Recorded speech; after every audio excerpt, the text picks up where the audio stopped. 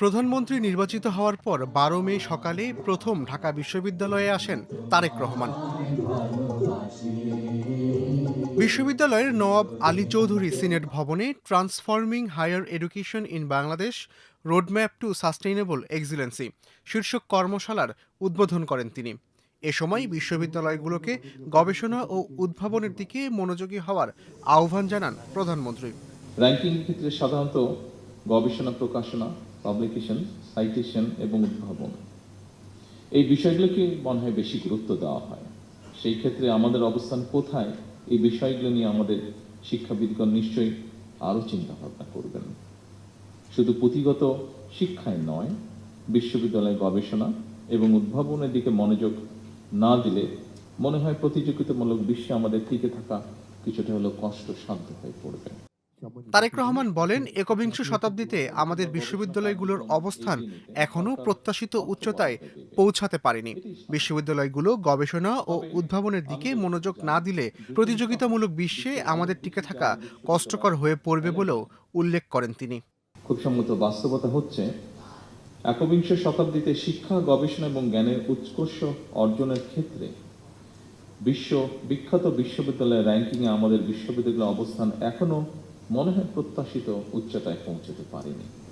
চতুর্থ শিল্প বিপ্লবের কথা উল্লেখ করে প্রধানমন্ত্রী মুখস্থ বিদ্যা ও সার্টিফিকেট নির্ভর শিক্ষা ব্যবস্থা থেকে বেরিয়ে আসার বিষয়ে জোর দেন। শিক্ষা কারিকুলাম ঢেলে সাজানোর প্রতি গুরুত্ব আরোপ করেন প্রধানমন্ত্রী।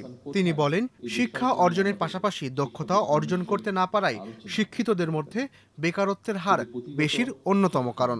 সময়োপযোগী শিক্ষা কারিকুলাম ছাড়াও বৈশ্বিক প্রতিযোগিতায় টিকে থাকা মনে হয় সম্ভব নয়।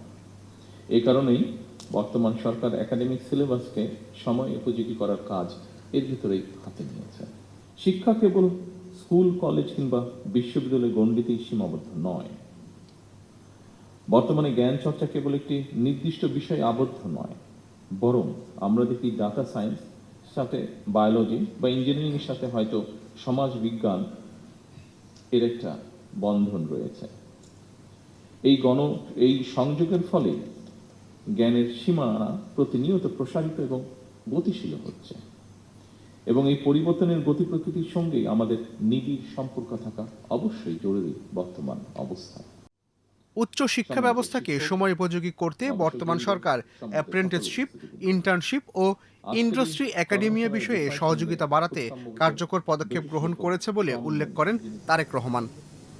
বিশেষ করে উচ্চশিক্ষা ব্যবস্থাকে সময়োপযোগী করতে বর্তমান সরকার অ্যাপ্রেন্টিসশিপ, ইন্টার্নশিপ এবং ইন্ডাস্ট্রি একাডেমি এটার সহযোগিতা বাড়ানোর জন্য চেষ্টা বা উদ্যোগ গ্রহণ করছে।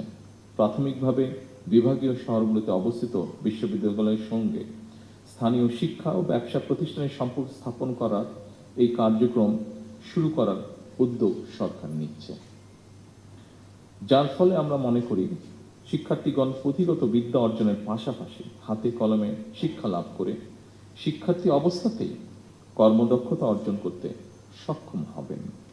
ফলে শিক্ষা জীবন শেষে সম্ভবত তাকে আর বেকার থাকতে হবে না।